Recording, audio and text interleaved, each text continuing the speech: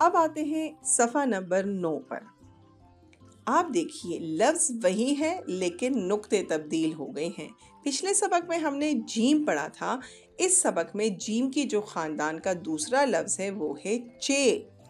चे। अपनी उंगली लीजिए और इसके सर के ऊपर से सीधा आइए और फिर नीचे जाके इसका पेट बनाइए और इसके पेट के अंदर 3 नुक्ते डालिए तो ये बन जाएगा चे। चे। चे कहता है च। चे कहता है च। च चीता। ये आपको जानवर नजर आ रहा है, चीता। च चीता। देखें च की आवाज आ रही है। च चिड़िया। च चिड़िया।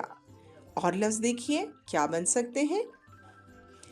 च चूजा। च चीनी। च चुकंदर। और इस तरह बहुत सारे अल्फाज आप चे से बना सकते हैं।